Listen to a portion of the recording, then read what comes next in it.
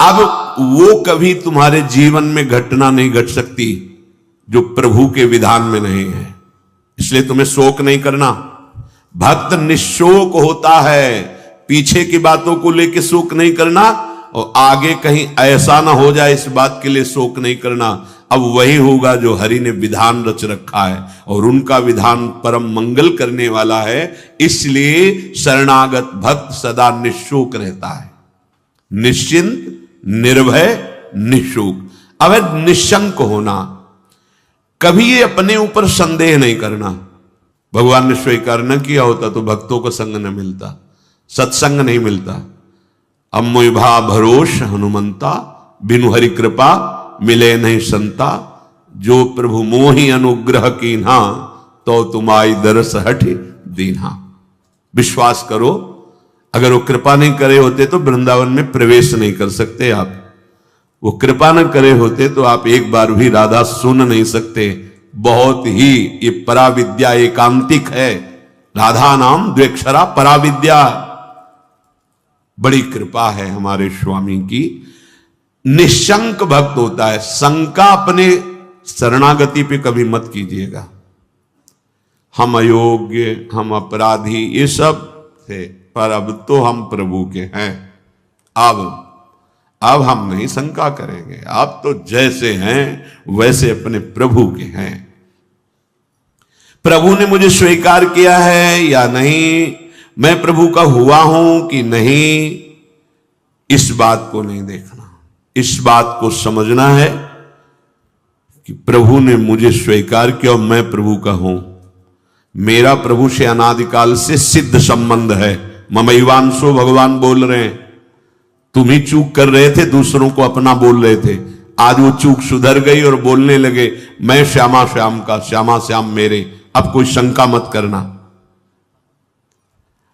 हम अपनी मूढ़ता से युक्त होने के कारण भगवान से विमुख हो गए थे। सत्संग से विवेक प्राप्त हुआ, मूढ़ता का नाश हुआ, तो वही जिनके हम थे उन्हीं की स्वीकृति कर रहे हैं कि वो हमारे हैं, हम उनके हैं। कभी ये मत सोचो कि प्रभु ने माना है कि नहीं माना मुझे अपना, आपको नहीं सोचना है। आपको ये सच्ची कह रहा हूं, अगर वो अपना ना माने होते तो कदम नहीं चल सकते थे, कदम नहीं चल सकते। बहुत कठिन है प्रपंच से विलग हो पाना। तुम्हारा जो समय धाम में, सत्संग में, नाम में, या वहां भी रहकर नाम जप कर रहे हो, ये प्रभु की कृपा का है। हरिवंश कृपा हरिवंश कहें, जेहि नाम तेहि कृष्ण। अगर कृष्ण कृष्ण बोल रहे हो तो कृष्ण स्वयं नाम रूप से तुम्हारी जिह्वा में विराजमान। राधा राधा राधा तो स्वामिनी कृपा करके नाम रूप से तुम्हारी जिह्वा पे विराजमान है। भगवान अब चाहे भी अलग करना तो मुझे अलग नहीं कर सकते। ये ठसक लाओ, बेपरवाह हो जाओगे। भगवान भी चाहे तो अब ऐसी समर्पण वृत्ति होनी चाहिए। आप क्या करोगे? शरीर को दुख दोगे, अपमान करवाओगे, क्या करोगे? भगवान क्या करोगे? अगर यही करोगे तो ये तुम पहले ठान लिए, नारायण अति कठिन हरि मिलन की बाट, या में पग पीछे धरे प्रथम शीश दे काट। मरो रे जोगी मरो, मरनो है ति मीठो, ऐसे मर के देखो जैसे गोरख मर दीठो। हम तो जिंदा कब हैं, हम तो आपके प्यार में, आपके प्रेम में सर्वस्व समर्पण किए हैं। देख लो, अब होली खेलो हमारे संग, होली खेलो, जैसे मनाओ वैसे बर्ताव करो, मैं आपको नहीं छोड़ सकता। अब वैसे स्वभाव है, हम विषयों को नहीं छोड़ पाए तो गुरु कृपा से आपको पकड़ने की चेष्टा की, पकड़ लिया। राधा राधा राधा, अब नहीं छोड़ूंगा, चाहे जो कुछ करो। गले पड़ गए आपके, आप किसी और की तरफ देखो, आप सब पे कृपा करो और हमको दुत्कारो, हमारा अपमान करवाओ, हमें दुख दो, फिर भी मैं आपको नहीं छोड़ूंगा। एक बार बाजी अपने हाथ में आ गई, अब जीतेंगे जीतेंगे, पक्का जीतेंगे। क्या करोगे? दुख तो वैसे ही भोगते चले आ रहे हैं, जलते तो वैसे ही आ रहे हैं, भोगों के लिए ठुकराए गए, अपमान सा, फिर भी भोगों की तरफ भागे। हमारा स्वभाव ऐसा है। देखो, समझो, हरि से कह रहे हैं हम, हमारा स्वभाव ऐसा है। अरे हमें ठोकरें लगाई गई पर निंदनीय भोगों को नहीं छोड़ा, उन्हीं की तरफ भागे। तो आप तो बंद नहीं हो, आपकी तरफ भाग रहे हैं, आप ठोकर लगाओगे तो आपको कैसे छोड़ देंगे? ये बात अंदर बैठा लो। हमारा स्वभाव है प्रभु, आपका जैसे स्वभाव है ना वैसे हमारा भी स्वभाव आपकी रचना में है कि अगर हम निंदनीय नशा करने लगे, निंदनीय भोगों को स्वीकार किया, तो पिटने पर, अपमानित होने पर उन्हीं भोगों की तरफ भागे, वापस नहीं लौटे। आज गुरु कृपा से आप की तरफ चलना हुआ तो हमारा वही स्वभाव रहेगा। अब ठुकराओ, अपमानित करो, दुख दो, पर हमारे कदम आपकी तरफ ही बढ़ेंगे, क्योंकि पहले से हमारा यही स्वभाव रहा है अनंत जन्मों से। पकड़ो इस बात को। लेकिन ऐसा नहीं होता। प्रभु की तरफ से जरा भी प्रतिकूलता का भास मात्र हुआ कि हम अंगुली उठाने लगते हैं कि भगवान कैसे हैं, क्या कमी उनके पास थी, उन्होंने ऐसा क्यों नहीं कर दिया। अरे वो सर्वज्ञ सर्वशक्तिमान वही विधान करेंगे जिससे आपका परम मंगल होगा। बस मुझे इतनी दृढ़ता से मानना है प्रभु को, अब प्रभु भी नहीं छुटा सकते। बस ये बात अंदर बैठालनी है तो आप निशंक हो जाओगे। नहीं तो बार बार आपको शंका हो, भगवान ने स्वीकार नहीं किया क्या हम भगवान के हुए नहीं क्या?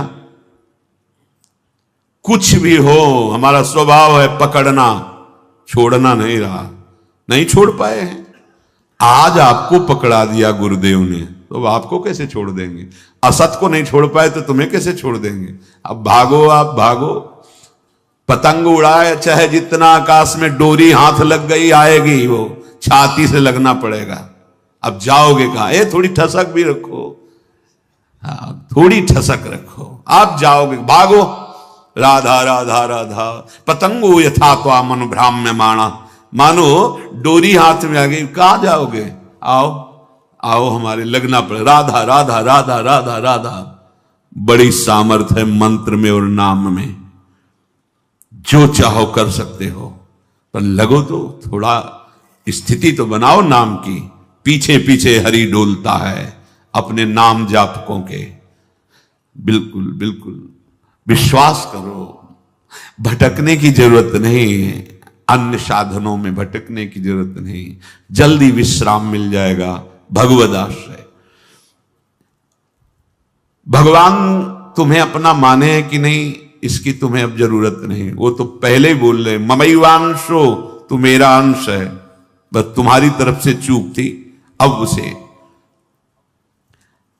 कोई भी शंका तुम्हारे हृदय में भगवान और तुम्हारे संबंध के बीच में नहीं होनी चाहिए। कई बार उपासकों से कहा है, गलती होना अलग बात है, लेकिन भगवान से संबंध में विक्षेप होना, साधक क्या करता है, सीधे संबंध पे प्रहार जो माया करती वही स्वीकार कर लेता है। इष्ट और गुरु के अपनेपन में कोई फर्क नहीं पड़ने देना। हम गलत हैं तो गलत हैं, लेकिन आपके हैं इसमें कभी कोई संदेह नहीं। बाजार में चौड़े होकर कहेंगे कि आपके हैं, वो आप देख लो, आप देख लो। आप अपनी महिमा को खुद याद करो और संभालना है तो संभालो, नहीं चौड़े पे कहेंगे राधा वल्लभ जो आपके हैं, जय राधा वल्लभ लाल को। बोले राधा वल्लभ की जय बोलता है, ऐसा नीच आदमी, ये आप समझो, नीच बनाओ कि उच्च बनाओ आप समझो। हम आप साधक क्या करता है, सीधे अपनेपन के संबंध को ही काट कर संसार को अपना मान लेता, बस यही हानि हो जाती है।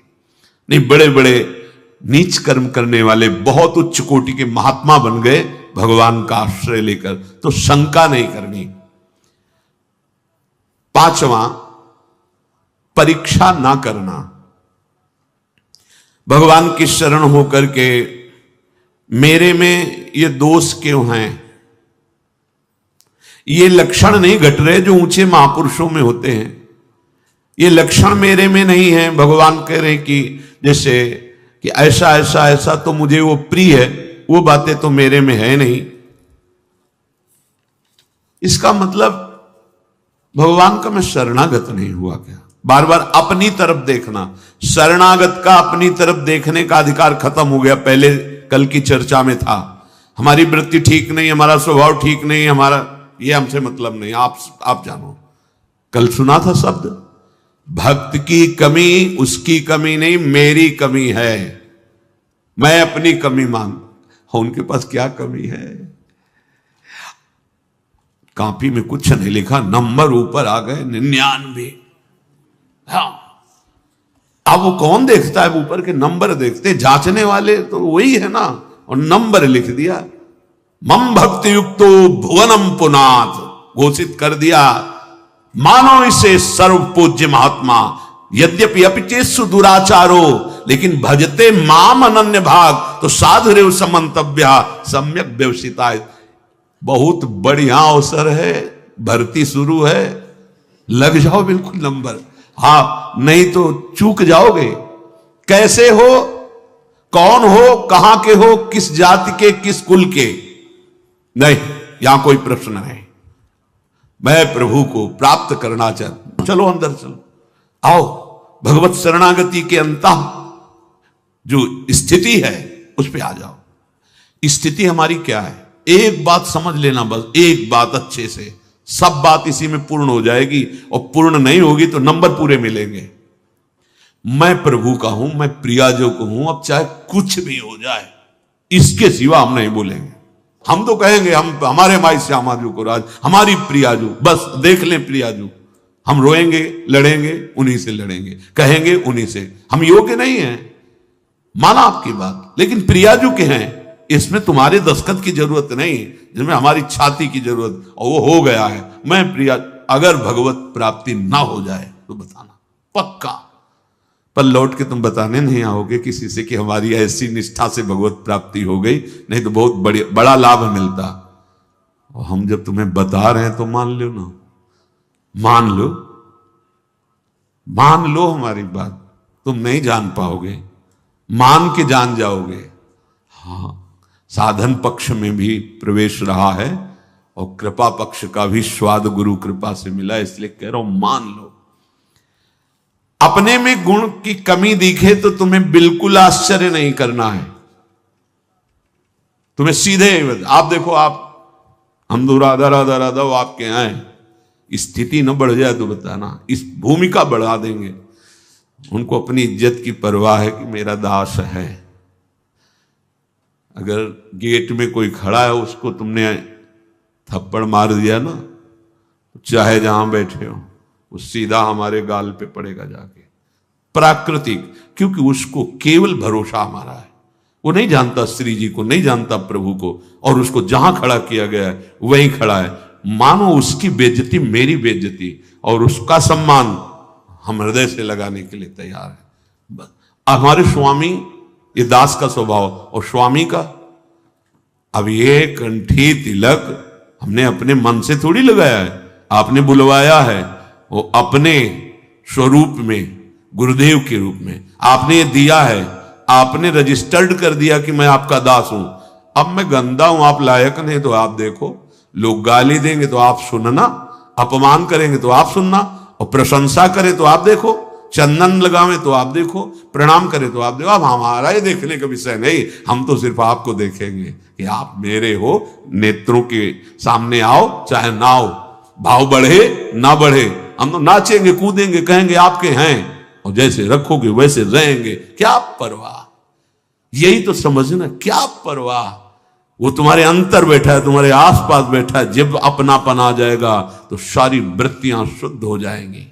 सर्व दुर्गाणी मत प्रसादात तरिष्यति, सारे दुर्गुण अपने आप नष्ट हो जाएंगे। विश्वास करो, कोई बड़ी ऊंचाई पर पहुंचता है तो इसी भाव से पहुंचता है। ये भाव सुनना और समझना और पाना बहुत कठिन विषय है। साधन कर लेना, हाँ, इस पर तो अहम पुष्ट होता है, इसलिए मन राजी हो जाता है।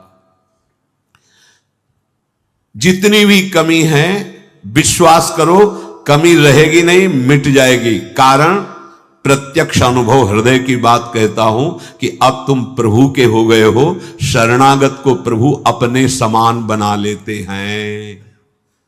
तस्मित तज्जने भेदावा, निकलने लगता हूं, ये तो साक्षात भगवान है। भगवान अपने समान बना लेते हैं। जैसे नारद जी के विषय में, आप उस सरिस चाहें सब कीन्हा, वो अपने समान बना लेते हैं। तो भगवान और भगवान के दास का एक ही स्वभाव हो जाता है, वो भगवत स्वभाव को प्राप्त हुआ। वैसे उन्हीं के स्वभाव से तो परिचय मिलता है स्वामी का। जिसका सेवक ऐसा है उसके स्वामी कैसे होंगे। छठवां, ये 6 लक्षण शरणागति में प्रकट हो जाते हैं। विपरीत धारणा का त्याग, विपरीत भावना का त्याग। विपरीत भावना भगवान के शरणागत में कैसे हो सकती है? मैं भगवान का हूं, मैंने भगवान के ऊपर सब कुछ निर्भर कर दिया, भगवान से मेरा अटूट संबंध है, अखंड संबंध है, नित्य संबंध है। ये बात शरणागति के हृदय में होती है ना। अब जो लौकिक संबंध हैं, अब उनके मिलने बिछुड़ने पर तुम्हारे संबंध में फर्क नहीं पड़ना चाहिए। कई ऐसे प्रश्न उपासकों के होते हैं, और ऐसा जगत में प्रायः देखा जाता है। यदि कहीं हमारा लौकिक संबंध है और उसकी हानि होती है, तो हमने जो सत्संग सुन के भागवतिक संबंध स्थापित करने की चेष्टा की, उसमें हम संबंध के विषय में बहुत सावधान रहे। सब ठीक हो जाएगा, मूल सुधार लो।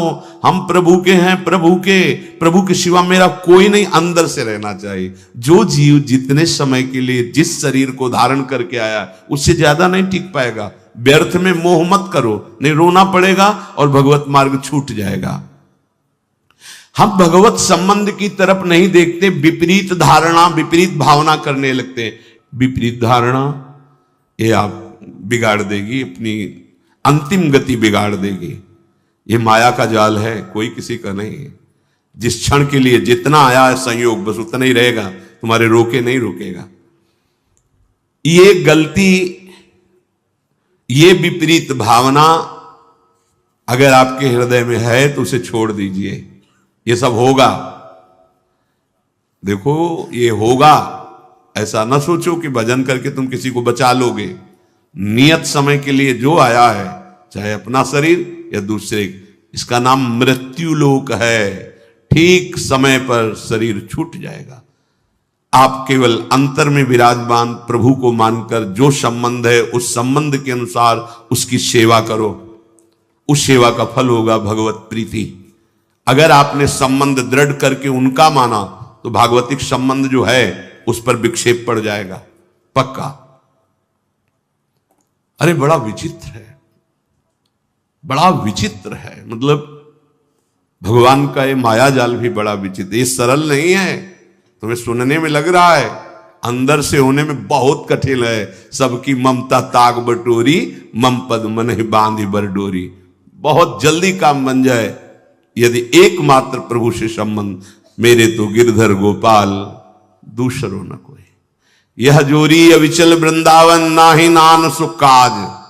ये बहुत ऊंची स्थिति है।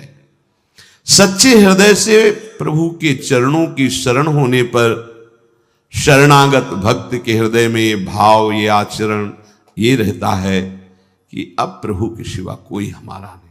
जिसे गोस्वामी जी कह रहे, नाते नेह राब के मनियत सुहृद सुसेव्य जहानो। ऐसे अगर हमारे हृदय में कुछ कमियां हैं, स्वपाद मूलम भजतः प्रियस्य त्यक्तान्य भावस्य हरि परेशः, विकर्म यच्चोत्पतितं कथंचित् धुनोति सर्वं हृदि सन्निविष्टः। भगवान व्यास देव जी ने रचा, परमहंस श्री सुखदेव जी ने गाया। क्या? जो भगवान का शरणागत भक्त है, अनन्य भाव से प्रभु का आश्रय ले लिया है। त्यक्तान्य भावस्य हरि परेशा। जो भगवान के चरणों का अनन्य भाव से आश्रय ले लिया है, भगवान का भक्त है, प्रेमी है, भजन करता है, उसके द्वारा अकस्मात कोई बड़ा पाप बन जाता है। लिखा है, बन सकता है। जैसे दौड़ते हुए अचानक फिसल गया कोई, ऐसी घटना हो जाती है। वो संकल्प नहीं किया, पर गलती हो गई, तो उसके हृदय में भगवान बड़ी करुणा है।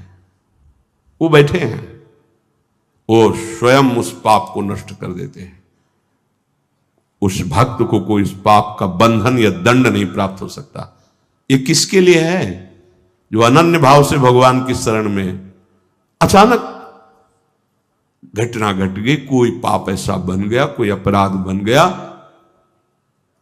कह रहे विकर्म यच्चोत्पतितम कथनचित धुनोति सर्वम हृदय सन्निविष्टा। वो पतित नहीं हो सकता, वो कर्म बंधन से युक्त, वो कर्म उसे बांध नहीं पाएगा। क्यों? क्योंकि हृदय में हृदय सन्निविष्टा स्वयं भगवान बैठ करके धुनोति सर्वम, सब पाप मल को धो देते हैं। ये जिम्मेवारी उनकी हो जाती है। छोटा बालक दौड़ रहा है, मां चल रही, गिर गया, मां दौड़ के उठाने जाती है, तो मां को झिड़कता है कि अब उठा रहे हो, जब हम गिरने जा रहे थे तब तुम नहीं देख रही थी, तुम इतनी दूर क्यों थी, नजदीक रहती। ऐसे ही है, कहां थे आप जब गिरने का अवसर है, आप बचा लेते, नहीं बचा ना, अब आप धो। हाँ, फिर भी निर्भय, नहीं करना विपरीत धारणा। ये बैठा लो, ये कोई मनमानी बातें नहीं, पक्की बातें हैं। दौड़ने वाला ही गिरता है। हो सकता है कभी ऐसी कोई अपराध बन जाए, कोई ऐसी, आपको बिल्कुल अन्य कोई प्रायश्चित नहीं करना और सोचना भी नहीं है, बस आनंदित होकर प्रभु की तरफ कदम बढ़ाओ। तुम्हारी दिनचर्या वैसे ही होनी चाहिए और वो गलती दोबारा ना हो। इसलिए जो तुम्हें त्रुटि नजर आए कि अगर मैं ऐसा भोजन न करता, ऐसा संग न करता, ऐसा दृश्य न, तो हम नहीं गलती, वो आप छोड़ दो। भगवान स्वयं बैठकर हृदय को पावन कर देते हैं। इसलिए विपरीत धारणा कभी नहीं। भगवान केवल अपनापन देखते हैं और मां की तरह उसे गोद में ले लेते हैं। तपस्या और साधना ये अलग की चीज है, अपनापन मेरे। इसीलिए बार बार हमारे माई श्यामा जी को राज की हमें बैठालना चाहते हैं कि कलिकाल है, कोई साधन बने न बने, ये ठसक आ जाए हमारे माई श्यामा जी को राज, राधा राधा राधा राधा। प्रभु की दृष्टि अपनेपन पे जाती है। जैसे कोई बालक मल में से तो जब कोई दूसरा देखेगा तो मल दिखाई देगा पहले, फिर बालक। अब वो अपनी सोच किया, उसी में खेला, उसको तो पता नहीं कि अपवित्र है क्रिया पर। अब वो जब मां की तरफ बढ़ रहा है तो दूसरे लोग देख रहे हैं गंदा, पहले मल देखेंगे फिर बालक, लेकिन मां क्या देखती है? केवल बालक। मेरा लाला, अरे तू रो मत रो मत, मैं अभी साफ करके और सजा करके उसको, बस ऐसा ही मेरे प्रभु को स्वभाव करूं सदा तिनके रखवारी जिम बालक। निश्चिंत हो जाओ, निर्भय हो जाओ, निशोक हो जाओ, कोई संशय न रहने दो। अब वही होगा जो मंगल भवन ने रचा है, और कोई विपरीत धारणा मत रखो। तो शरणागति सिद्ध है भगवत प्राप्ति के लिए। शरणागत के दो ही कार्य हैं, हृदय से ठसक और जबान में नाम और विश्व पर विजय। हरस हरिनाम जपत जय, प्रभु के हो किसी की भी ताकत नहीं कि तुम्हारे मार्ग में बाधा डाल दे। और फिर हम तो राधा के, जहां राधा वहां बाधा प्रवेश ही नहीं कर सकती। अभी जानते नहीं हो हमारी स्वामिनी के वैभव को और हमारी स्वामिनी की सामर्थ्य को। बस केवल राधा राधा और हृदय से आश्रय नाथ, जैसा भी हो आपका हो, एक बार तो ठसक लाओ, एक बार तो बैठा लो हृदय में। अब जो होगा देखा जाएगा। जय श्री राधे। हृदय में किशोरी जू का आश्रय और बढ़ो, कदम बढ़ाओ प्रभु की तरफ, मत डरो। तुम्हारे साथ बड़े बड़े महापुरुष हैं। जब कोई भगवत मार्ग में चलता है तो जितने सिद्ध महापुरुष हैं सबकी कृपा उस पर होने लगती, सही मार्ग में चलने वाले को। जा पर नाथ करो तुम दाया, ताई सदा शुभ कुशल निरंतर, सुर नर मुनि प्रसन्न ताऊ पर, सोई विजयी विनयी गुण सागर, तास सुजस त्रैलोक उजागर। प्रभु की कृपा भयो सब काजू और जन्म हमार सुफल भाव। भगवत आश्रय, निरंतर नाम जप, कोई संशय मत करो और जैसे रखे हो उसमें राजी रहो। बड़े से बड़े दुख को सहकर, मुस्कुराकर, रौंद कर आगे बढ़ो। हरि शरणम, विजय मिल जाएगी। इस माया से विजय प्राप्त होने का मतलब है दुख का अंत, अशांति का अंत, नाना प्रकार के द्वंद्वों का अंत। एक अद्भुत परमानंद जो कभी नहीं मिटेगा, वही प्राप्त करने के लिए ये भगवान ने मानव देह देकर सत्संग कथन श्रवण का सौभाग्य दिया। शेष चर्चा आगे। श्री राधा वल्लभ लाल की। जब यहां से हमें शरीर छोड़ के जाना है, हमारे पास रह क्या जाना है? जो इस विवेक को धारण करे तो कामनाओं का त्याग हो जाए कि संसार में यथा लाभ संतोष सदा काहू सो कछु न चाहोंगो, यदृच्छा लाभ संतुष्टो द्वंद्वातीतो विमत्सरः। यदृच्छा लाभ, जैसा ईश्वर मुझे परिस्थिति दे करके रखेंगे वैसे मैं रहूंगा, पर मेरा कर्तव्य है कोई कामना ना होने पावे और निरंतर भगवान का भजन करूं। ऐसा कोई बिरला साधक होता है, बिरला, कोई लाखों में एक ऐसा होता है। श्री भगवान कह रहे हैं संकल्प प्रभवान कामांस त्यक्त्वा सर्वान शेषतः मनसैवेन्द्रिय ग्रामम विनियम्य समन्ततः। संकल्प ही ना होने पावे। किसी भोग की पहले चिंतन वृत्ति उदय होती है, स्फुरणा, फिर उसमें हमारा राग होता है, प्रीति होती है उस चिंतन में, उस स्फुरणा में, फिर वो संकल्प बनता है। संकल्प बनते ही प्रबल कामना हो जाती है। कामना होते ही मन मथित कर देता है, हमें व्यथित कर देता है और बलात् वो कामना में, क्रिया में लगा देता है। इसलिए भगवान कह रहे हैं संकल्प प्रभवान कामास त्यक्त्वा सर्वान शेषतः। सांसारिक वस्तु, व्यक्ति, पदार्थ, देश, काल, घटना, परिस्थिति को लेकर जो मन में तरह तरह की स्फुरणाएं होती हैं, उन स्फुरणाओं में कुछ प्रिय होती हैं, कुछ अप्रिय होती है। तो अप्रिय से द्वेष हो जाता है और प्रिय से राग हो जाता है। और जहां उसका राग या द्वेष बना तहां संकल्प बनता है। जहां संकल्प बना तहां क्रिया करने की कामना बनती है।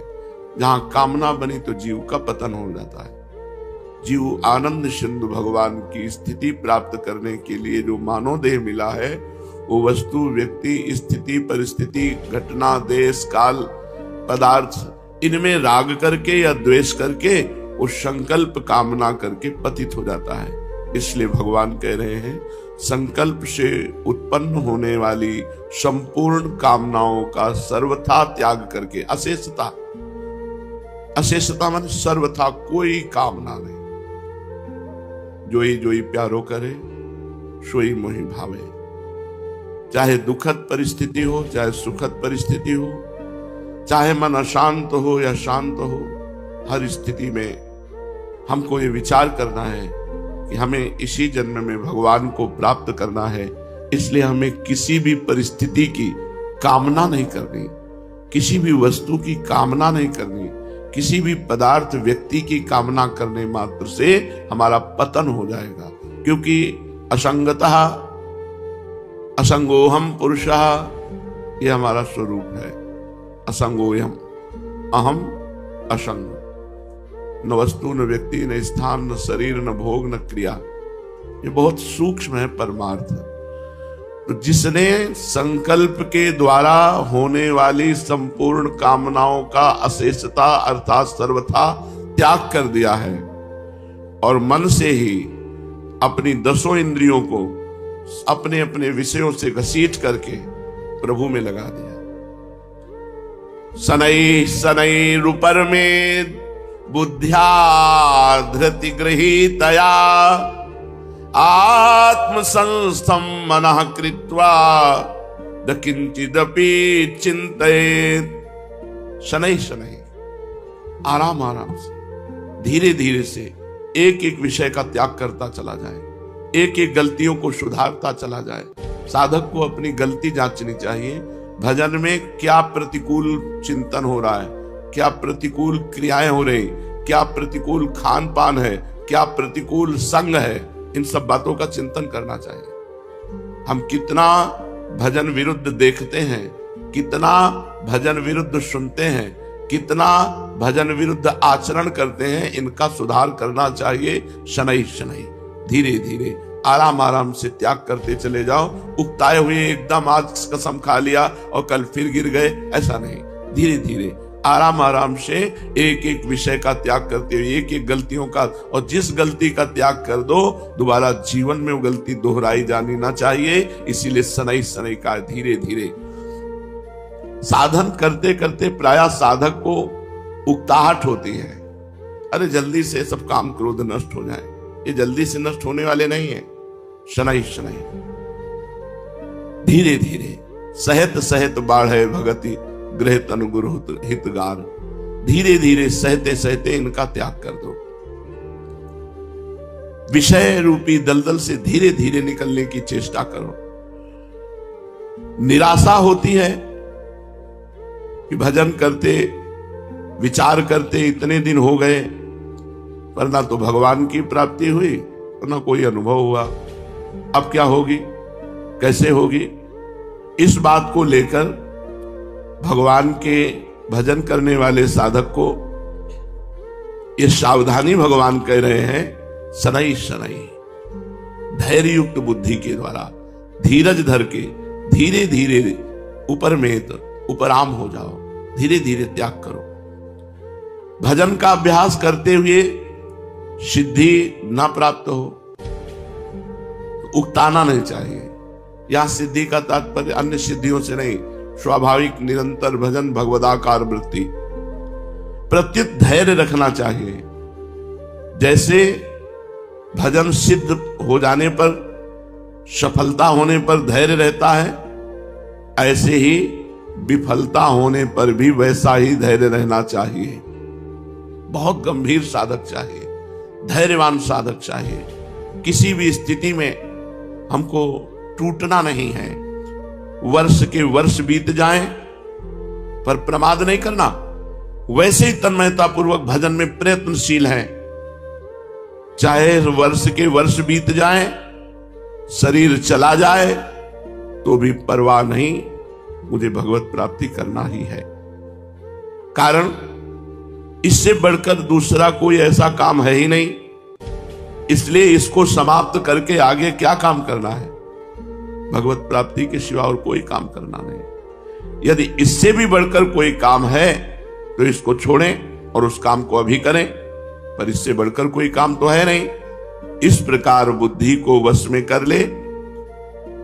बुद्धि में मान बढ़ाई, आराम आदि को लेकर जो संसार के प्रति महत्व पड़ा है, उस महत्व को हटा दे।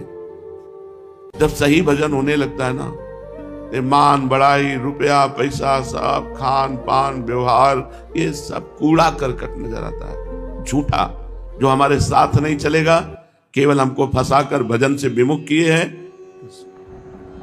बुद्धि में जो मान बढ़ाई, आराम आदि को लेकर जो संसार का महत्व पड़ा है, उस महत्व को हटाना होगा।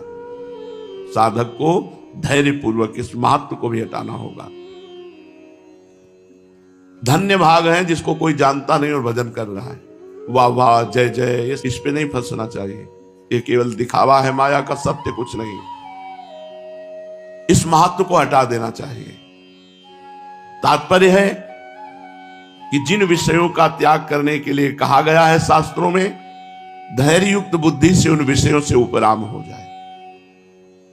शनै शनै रुपर में, तो उपराम होने में, त्याग करने में जल्दीबाजी ना करें।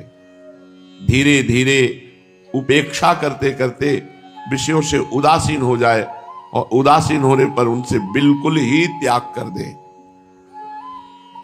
कामनाओं का त्याग और मन से इंद्रिय समूह का संयमन करने के बाद ही उपराम अवस्था प्राप्त होती है। उसका तात्पर्य है कि किसी त्याज्य वस्तु का त्याग करने पर भी उस त्याज्य वस्तु के साथ, चूंकि त्याग कर रहे हैं इसलिए आंशिक द्वेष बना रहता है, यह भी नहीं होना चाहिए। उस द्वेष भाव का भी नाश हो जाए। उदासीन, न राग न द्वेष, हमारे काम की ही बात नहीं है। द्वेष पूर्वक त्याग टिकाऊ त्याग नहीं है। भगवत प्राप्ति में वो भी बाधा है, द्वेष पूर्वक नहीं। सब भगवान की सृष्टि है, हमारे प्रयोग की नहीं चीजें। जैसे आपको निषिद्ध भोजन, मांस आदि, इससे न राग है न द्वेष है, कोई मतलब है नहीं। ऐसे प्रत्येक निषिद्ध वस्तुओं से, शास्त्र विरुद्ध बातों से, शास्त्र विरुद्ध भोगों से उदासीनता है, उपराम है, वो न राग है न द्वेष है। सच्ची पूछो, जब उपराम स्थिति प्राप्त हो जाती तो ऐसे पास में बैठा एक सात्विक भोजन पा रहा हो, एक तामसिक पा रहा हो, उसको कोई मतलब नहीं। न सात्विक वाले से राग है न तामसिक वाले से घृणा है। लीला हो रही, सतोगुण की, तमोगुण की, रजोगुण की लीला हो, उसको किसी से कोई तात्पर्य नहीं, न राग न द्वेष। इधर एक पूजा कर रहा है, उधर एक वध कर रहा है, दोनों में उसकी उपराम स्थिति रहती है। इधर यज्ञ हो रहे हैं, उधर हाहाकार मचा, दोनों में उपराम स्थिति रहती है। उपरामता तो ज्ञान की प्रथम भूमिका में ही आ जाती है। इतनी उपरामता, एक तरफ सुंदरी स्त्री खड़ी, एक तरफ सिंह खड़ा है, न सिंह से भय है न स्त्री से आकर्षण। ये प्रथम भूमिका है, ये प्रथम भूमिका शांत प्रथम भूमिका है, ज्ञान की प्रथम भूमिका है। द्वितीय भूमिका में सर्व विषयों का त्याग हो जाता है, शेष रहती आसक्ति। तृतीय भूमिका में आसक्ति का विनाश हो जाता है। चौथी भूमिका में वो समाधिस्थ होने लगता है। पांचवी भूमिका में वो जड़ भरत जी की स्थिति में आ जाता है। छठी भूमिका में संप्रज्ञात समाधि, सातवीं में असंप्रज्ञात समाधि, आठवीं में उस देह शुद्ध भूला मर्त तुल्य, मर्त तुल्य। 8 भूमिकाएं ज्ञान की। उपासक अभी किसी भूमिका में नहीं। एक तरफ सिंह खड़ा है, एक तरफ स्त्री खड़ी है। न स्त्री के आसक्ति का राग है, न सिंह से मृत्यु का भय है। ये प्रथम भूमिका ज्ञान की। ज्ञान की प्रथम भूमिका में साधक की इतनी उच्च कोटि की अवस्था हो जाती है। तो उपराम हो विषयों से, द्वेष नहीं। अरे ये नहीं, नहीं, हमारे काम की वस्तु नहीं है। न कोई घृणा है, न कोई द्वेष है किसी से। सब भगवान की सृष्टि है। तात्पर्य है कि किसी भी वस्तु, व्यक्ति, स्थान से न राग करे न द्वेष करे, उससे उपराम हो जाए। उदासीनता के बाद उपराम स्थिति आती है। यहां उपराम होने की बात इसलिए कही गई कि परमात्म तत्व मन के कब्जे में नहीं आता, क्योंकि मन प्रकृति का कार्य होने से जब प्रकृति को भी नहीं पकड़ सकता तो प्रकृति से अतीत परमात्मा को कैसे पकड़ सकता है। अर्थात परमात्मा का चिंतन करते करते मन परमात्मा को पकड़ ले, ये उसके हाथ की बात नहीं है। जिस परमात्मा की शक्ति से मन अपना कार्य करता है, उसको मन कैसे पकड़ सकता है। यन मनुषा न मनुते ये नाहुर मनोमतम। जैसे जिस सूर्य के प्रकाश से दीपक, बिजली आदि प्रकाशित होते हैं, वे दीपक आदि सूर्य को कैसे प्रकाशित कर सकते हैं। कारण कि उनमें प्रकाश तो सूर्य से ही आता है। ऐसे ही मन, बुद्धि आदि जो कुछ शक्ति है वो सब भगवान से आती है, प्रभु से आती है। अतः वे मन, बुद्धि आदि उस प्रभु को नहीं पकड़ सकते। दूसरी बात है, संसार की तरफ चलने से मन ने सुख नहीं पाया, केवल दुख ही दुख पाया। अतः संसार के चिंतन से प्रयोजन नहीं रहा तो उपराम हो गया। द्वेष नहीं हुआ, उपराम हो गया। अब अच्छा ही नहीं लगता कुछ, क्योंकि सब झूठा, सब धोखेबाज। आत्मसंस्थम मनः कृत्वा, सब जगह एक सच्चिदानंद परमात्मा ही परिपूर्ण है। जब साधक समस्त संकल्पों से उपराम हो जाता है तो उसे सब जगह एक परमात्मा का अनुभव होता है। कैसे? जैसे गहरे जल में डूब जाओ तो आपकी हर इंद्री में जल ही जल है। आंख खोलो तो जल है, कान में भी जल है, नाक में भी जल है, मुख में भी जल है, अंदर भी जल है। प्राणवायु चली जाएगी, केवल जल ही जल रह जाएगा। ऐसे ही हमें ना जाने पर कान है कि प्राण है।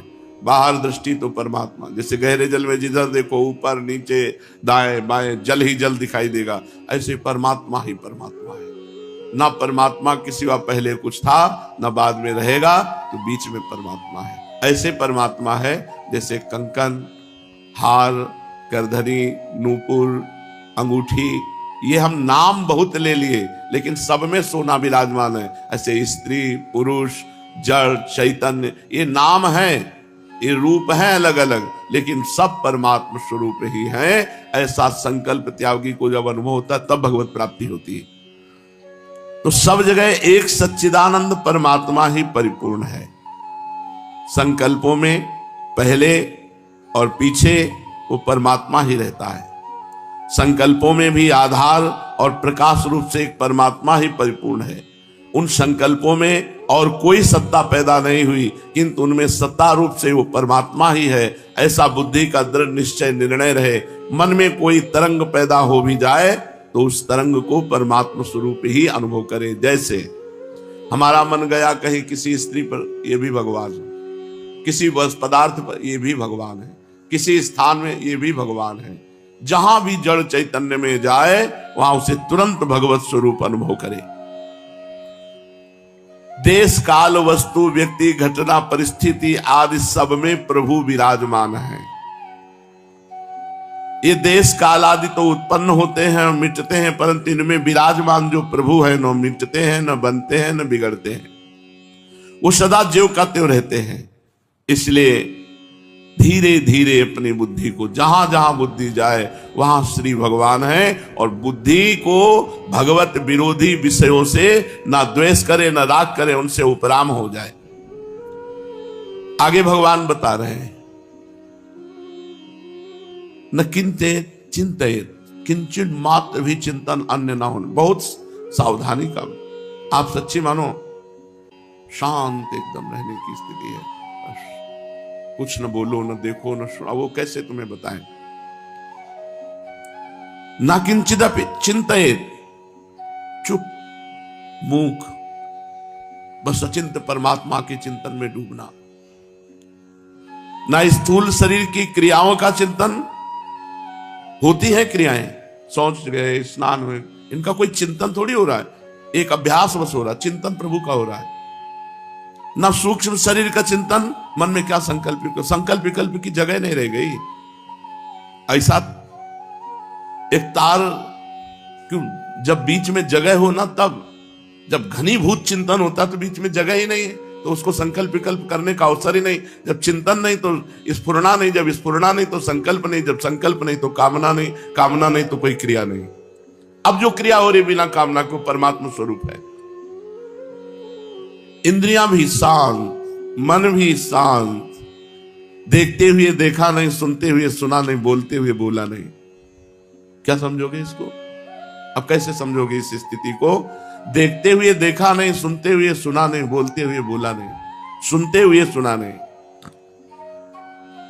जो बुलवाना था वो बुला दिया, जो दिखवाना था वो दिखा दिया, जो सुनवाना था वो सुना दिया, कोई मतलब नहीं। ये निर्विकल्प समाधि है। उठते बैठते चलते फिरते बुद्धि का अहम से संबंध मिट गया। इसके लिए क्या करना है? बोले यतो निश्चरति मनश्चंचलम स्थिरम ततस्ततो नियम्यैत दात्मन्येव वसं नयेत्। ये चंचल मन, अस्थिर मन जहां जहां जावे वहां वहां से हटा के इसको एक प्रभु में भली भांति लगाए। भली भांति यतो यतो निश्चरति मनश्चंचलम स्थिरम। भगवान स्वयं बोल रहे हैं। साधक जो अपना लक्ष्य बनाया है, नाम जप, मंत्र जप, भगवत ध्यान, उससे में ये मन टिकता नहीं है, सबकी शिकायत रहती है, ठहरता नहीं है। इसलिए इसको अस्थिर कहा गया। अस्थिर माने चलायमान। ये मन तरह तरह के सांसारिक भोगों का, पदार्थों का, व्यक्तियों का, घटनाओं का, भूत की घटना, भविष्य की कल्पना, इसमें विचरण करता है। इसीलिए भगवान ने इसको कहा मनश्चंचल मस्थिरम। अस्थिर माने चलायमान और चंचल माने चलायमान, दोनों बातें एक ही। किसी बात को पुष्ट करने के लिए दो बात कहा। अस्थिरम ये स्थिर नहीं है, चंचलम ये चलायमान है। इसको चंचल कहा है। तात्पर्य है कि ये मन ना तो प्रभु में स्थिर होता है और न संसार में स्थिर हो, चलायमान है, यहां से वहां, वहां से वहां, वहां से वहां, बस इसको भागना है। इसलिए उपासक को चाहिए कि मन जहां जहां जाए, यतो निश्चरति, जिस जिस कारण से जाए, जैसे जैसे जाए, जब जब जाए, इसको वहां वहां से, उस कारण से, वैसे वैसे, तब तब हटा करके इसको बार बार प्रभु में लगाना है। यही साधना है। जहां जहां मन जाए, जैसे जैसे जाए, वैसे वैसे तुरंत इसे हटाओ और प्रभु के नाम में लगाओ, प्रभु के मंत्र में लगाओ। अस्थिर और चंचल मन का नियमन करने में साधक को सावधानी रखनी, पूरे जीवन भर ढिलाई नहीं करनी। ढिलाई क्या करते हैं? जैसे मन कुछ सोच रहा है, अब नाम जब धीमा पड़ा, उसकी सोच में आप बह गए, नहीं। आपका इतना लक्ष्य नाम जप में दृढ़ होना चाहिए कि एक नाम जप के भीतर मन भागा, तुरंत उसे घसीट के वहीं ले आए। और ये लाना होता है, बस आप जान जाओ कि ये गया तो तुरंत आ जाएगा। इसको ऐसे लाना होता है। एक धुन नाम मंत्र की चलाओ, इसको भागने का अवसर मत दो। भाग रहा है, उपेक्षा कर दो, तुरंत जहां उपेक्षा के वो आ जाएगा, तुरंत आ जाएगा। मन को प्रभु में लगाने का तात्पर्य है, ध्यान दीजिए, जब ये पता चला कि अब गया तो वो आ जाएगा। जहां पता चला कि ये किस पदार्थ में गया, किस व्यक्ति में गया, किस घटना में गया, किस भोग में गया, तुरंत उसका विचार चालू हो गया। इनका कोई अस्तित्व नहीं, बार बार गंदी बात। इस समय हमें नाम जप करना, बार बार भाग रहा है, जहां से वो तुरंत आ जाएगा, फिर नाम में लगेगा, फिर भागेगा, फिर हटाओ, फिर नाम में लगाओ। या जिस वस्तु व्यक्ति स्थान में जाए उसी में भगवान को देखो। ये भी तो भगवान है, इनमें भी भगवान है, इनके अंतर में भगवान बैठा हुआ है। ये जब शरीर नहीं था तब भगवान थे, जब शरीर नहीं रहेगा तब भी भगवान रहेंगे, अब भी भगवान ही हैं। दो बातें भगवान है। जहां जहां मन जाए वहां से हटा करके नाम मंत्र ध्यान में लगाना, प्रभु में लगाना, या जहां जहां मन जिस वस्तु व्यक्ति स्थान में जाए उसी में भगवान को देखना। मन जिस किसी इंद्री के विषय में, जिस किसी व्यक्ति, वस्तु, घटना, परिस्थिति आदि में चला जाए, उसका चिंतन करने लग जाए, उसी समय उसे हटाकर प्रभु में लगाना चाहिए। फिर चला जाए, फिर प्रभु में लगाए। इसे बार बार ऐसा करने से इसे अभ्यास कहते हैं। धीरे धीरे धीरे धीरे लग जाएगा। करत करत अभ्यास के जड़ मत होत सुजान, रस्सी आवत जाते ही सिल पर होत निशान। दूसरा, जहां जहां मन जाए वहां वहां ही प्रभु को देखो। कोई वस्तु, व्यक्ति, नाम रूप जो आए, सब में प्रभु विराजमान। तीसरा, साधक जब प्रभु में मन लगाने का अभ्यास करता है तब संसार की बातें याद आती हैं। इससे साधक घबरा जाता है कि जब मैं संसार का काम करता हूं तब इतनी बातें याद नहीं आती, इतना चिंतन नहीं होता, परंतु जब प्रभु में मन लगाने का अभ्यास करता हूं तब मन में तरह तरह की बातें याद आने लगती हैं। पर ऐसा समझकर साधक को घबराना नहीं चाहिए, क्योंकि जब साधक का उद्देश्य प्रभु की प्राप्ति बन गया है तो अब संसार के चिंतन के रूप में भीतर से ये कूड़ा कचरा निकल रहा है, ऐसा सोचे। 3 सूत्र बताए गए अभी। पहला, जहां जहां मन जाए वहां से हटा के प्रभु में लगाना। दूसरा, जहां जहां मन जाए वहां प्रभु को ही देखना। तीसरा ये कि अब हमारा लक्ष्य भगवत प्राप्ति है, अब हमारा भजन चल रहा है, तो मन में जितना कूड़ा कचरा संसार का है वो सब डिलीट हो रहा है, वो सब निकल रहा है। भीतर से हमारे मन की सफाई हो रही है। तात्पर्य कि सांसारिक कार्य करते समय ये मन संसार का कूड़ा कचरा, बात, चित्र, ये सब समेटता है, और जब भजन करते हैं तो वही निकल निकल कर बाहर नष्ट होता है। चौथा, साधक को प्रभु का चिंतन करने में कठिनता इसलिए पड़ती है कि अपने को पहले सांसारिक मानता है। मैं गृहस्थ हूं, मैं पुरुष हूं, मैं स्त्री हूं, ये सब शरीर को लेके मानना, सांसारिकता को मान्यता देना है। अतः संसार का चिंतन स्वतः होता है और उसे प्रभु का चिंतन जबरदस्ती करना पड़ता है। इसलिए साधक को चाहिए कि भजन के पहले ये चिंतन करे मैं प्रभु का और प्रभु मेरे, इससे बड़ी सहायता मिलेगी। इसको कई बार चिंतन करना चाहिए। मैं प्रियालाल का, प्रियालाल मेरे, प्रियालाल के सिवा मेरा कोई नहीं और मैं किसी का नहीं। मैं तो केवल प्रभु का हूं और प्रभु केवल मेरे हैं। मैं शरीर संसार का नहीं हूं, शरीर संसार मेरे नहीं है। इस तरह प्रभु के साथ संबंध होने से प्रभु का चिंतन स्वाभाविक होने लगेगा, चिंतन में विक्षेप बंद हो जाएगा। पांचवा, ध्यान करते समय, भजन करते समय साधक को यह ख्याल रखना चाहिए कि मन में कोई कार्य नया जमा ना करे। अर्थात अभी हमको वहां जाना है, अभी हमको ये कार्य करना है, अभी ये सब जाना है, पहले चले जाओ, जो करना है पहले कर आओ, फिर चुपचाप भजन में बैठो।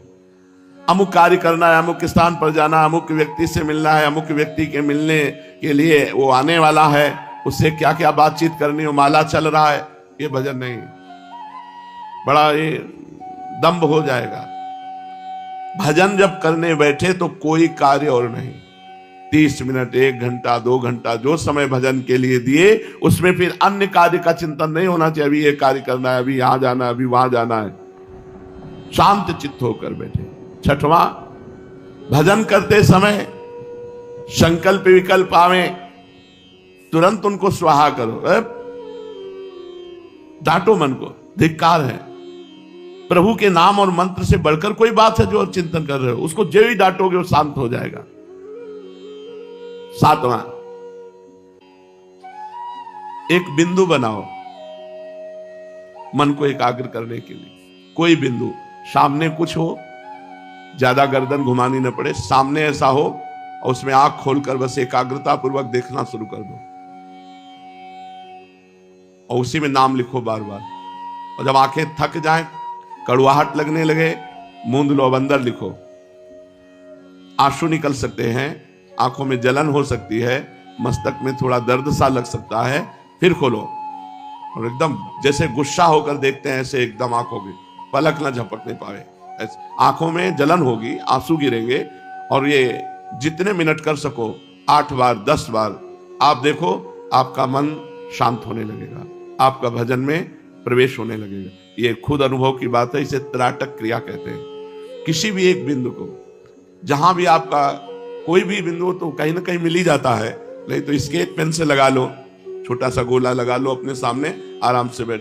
अपने तो कील पे भी लगा लेंगे, किसी भी पे, कुछ भी जरा सा दाग लगा है उसी पे लगा लिया और थोड़ी देर के बाद वो एकदम प्लेन हो जाता है, क्योंकि वो देखते देखते बस वो आंख बस खुली है, लक्ष्य वही है, नाम चल रहा है, वो सब हट गया, कील फील और नाम लिखा है, अपना जो मंत्र चल रहा है वही।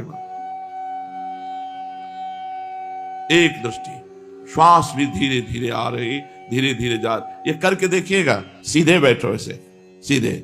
हमारे जो हरिवंश में वंश जो वाक्य के ऊपर बिंदी लगी उसी पे लगा दिया, नाम लिख लिया, मन से लगा दिया, अगर बाहर कुछ नहीं। लेकिन नए साधक को बाहर जरूरी चाहिए, ये बहुत जरूरी है। अगर कर लो तो आपको बहुत सहयोग मिलेगा भजन में, चलते फिरते उठते बैठते भजन की वृत्ति बन जाएगी अगर ये कर लो। लेकिन व्यभिचारी पुरुष ये नहीं कर सकता, जो थोड़ा संयमी और ब्रह्मचारी है वही टिक सकता है, नहीं तो मिचमिचाहट आंख में वो जरा से, अरे हमसे नहीं बनता। नहीं, बनना क्या है, सिंहवत एक जगह बस देखना शुरू कर दो, वो आंखों में जलन हो तो फिर ऐसे मूंद लो, फिर आंसू गिरेंगे, फिर ऐसे करो, 8-10 बार ऐसे करो, आप देखना आपको लाभ मिलेगा। इसकी प्रक्रिया तो इतनी जोर की है कि अगर संकल्प कर ले ऐसे तो तुम कदम नहीं बढ़ा सकते, वहीं खड़े रहोगे। त्राटक हमने देखा है, ये आज की बात नहीं, ये 35-40 वर्ष पहले की बात है। जैसा सोचा है कि आदमी वहीं खड़ा रहे 5 मिनट, तो वहीं खड़ा रहेगा। उससे पूछो क्यों खड़े थे, पता नहीं, 5 मिनट वहीं खड़ा रहेगा वो। मंत्र आदि तो स्वाभाविक फिर चलने लगता है। 8वां, 10 बार नासिका के स्वर से देखो,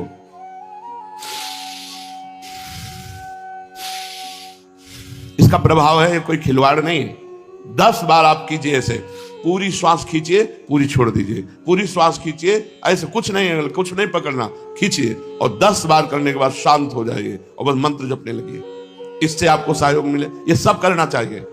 ये जो ही भजन के लिए बैठे तो सबसे पहले 10 बार श्वासें खींचे, ये खींचो और निकालो, और फिर कोई त्राटक क्रिया करो। किसी बिंदु पर त्राटक करो और फिर जब थक जाओ तब आंख मूंद कर, और ये सब मंत्र जपते हुए होना चाहिए, नाम जपते होना चाहिए। ये मन को यतो यतो निश्चरति मनश्चंचलम अस्थिरम, अस्थिर मन, चंचल मन को स्थिर करने के ये 8 उपाय बताए गए। पहला, जहां जहां मन जाए वहां से हटा के नाम मंत्र में लगाना। दूसरा, जहां जहां मन जाए वहीं भगवान को देखना। तीसरा, मन का कूड़ा करकट सब डिलीट हो रहा है। चौथा, भगवान के चिंतन में इसलिए कठिनाई आ रही कि मैं संसार को अपना मानता हूं, मैं संसारी हूं, मैं गृहस्थ हूं, ऐसा मानता हूं। नहीं, मैं प्रियालाल का हूं, प्रियालाल मेरे हैं। पांचवा, ये मन में ध्यान रखना चाहिए कि अमुक कार्य करना है, अमुक कार्य करना है, ये हमारे संकल्प न बनने पावे, भजन के समय भजन ही करना है। छठवां, संकल्प विकल्पों का नाश। जो इस संकल्प विकल्प उठे, अरे सब नाशवान झंझट है, हटाओ, राधा राधा राधा राधा राधा। सातवां, एक बिंदु पर देखना। आठवां, श्वासों को 10 बार निकालना और छोड़ना। प्रशांत मन संह्रेणम योगिनम सुखमुत्तमम उपैति शांत रजसम ब्रह्मभूतम कल्मषम। आहा, जिसका निरंतर भजन होता है, मन शांत होकर भजन में लग गया, वो अकल्मषम, वो निष्पाप महापुरुष हो जाता है। वो गंगा जी को भी स्पर्श करे तो गंगा जी पाप रहित हो जाए। ऐसा भजन का फल है। तीर्थी कुर्वन्ति तीर्थानि, वो जहां चरण रख दे तो तीर्थ बन जाए। ये कोई छोटी मोटी बात नहीं। जो सत्संग में सुनो उसे आचरण में उतारो, देखो तुम्हें आनंद की अनुभूति होगी। हम कहते हैं कि ज्यादा नहीं तो 10 मिनट पद्मासन में बैठना शुरू करो।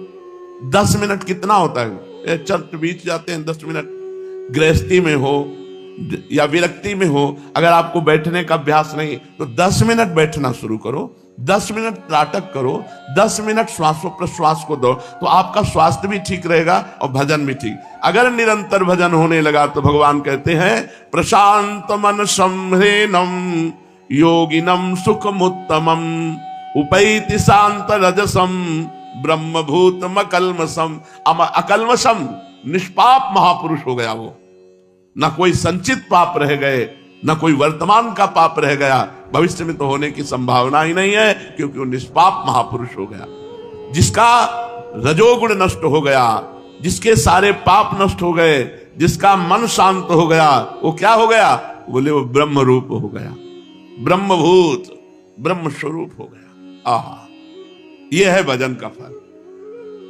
जिसका मन शांत हो गया, जिसके सारे पाप नष्ट हो गए, जिसकी कोई कामना नहीं रही, वो ब्रह्मभूत हो गया, अकल्मषम, निष्पाप हो गया। अब उस योगी को निश्चित उत्तम गति प्राप्त होती है। यह है मनुष्य जीवन का परम लाभ। अब वो परम गति को प्राप्त होता है। प्रशांत मन संह्रेणम ब्रह्मभूतम कल्मषम। जब निरंतर भजन करने का अभ्यास कैसे करो, पीछे चर्चा हुई। जब निरंतर भजन होने लगा तब उसके संपूर्ण पाप नष्ट हो गए। हृदय अद्भुत आनंद में। पाप के कारण हृदय जलता है, पाप के कारण दुख आता है, पाप के कारण विपत्ति आती, पाप के कारण ही नाना प्रकार की चिंताएं, शोक, डिप्रेशन, ये सब। भजन के बिना आप सुखी नहीं हो सकते। भजन करने में मन चंचल होता है, उसको रोकने का भगवान ने उपाय बताया। अब निरंतर भजन होने लगा, उसका परिणाम बता रहे हैं कि संपूर्ण पाप नष्ट हो गए। पाप होते हैं तमोगुण से, रजोगुण से। तमोगुण अप्रकाश, अप्रवृत्ति, प्रमाद, निद्रा, ये सब नष्ट हो गए। अरे देव हो गया, भगवत स्वरूप, तभी तो कहा ब्रह्मभूत, साक्षात ब्रह्म स्वरूप हो गया वो। ऐसे योगी को अकल्मष कहा है, निष्पाप। रजोगुण, लोभ, प्रवृत्ति, नए नए कर्मों में लगना, अशांति, स्पृहा, ये सब नष्ट हो गए। तमोगुण, रजोगुण की वृत्तियां शांत होने से मन स्वाभाविक शांत हो गया। जिसकी प्रकृति संबंधी कोई भी संकल्प विकल्प की वृत्ति ही नहीं रही, क्या बात है। कोई संकल्प विकल्प की, एक तार भजन, ये ऐसा बड़ा कठिन नहीं है। अभ्यास करो। ये जो आज चर्चा सुन रहे हो इसका अभ्यास करो, फिर देखो आप बताना कैसा। ये खुद अनुभव की हुई बात है, खुद की हुई बात है। स्वाभाविक शांत मन वाले योगी को प्रशांत मन शांत। अब उसे शांत नहीं करना पड़ता, मन शांत है, तभी उसमें कोई स्फुरणा नहीं उठ रही, कोई संकल्प नहीं बन रहा, तो किसी क्रिया की क्रिया होते हुए भी किसी क्रिया की अहम बुद्धि नहीं होती, मैंने किया।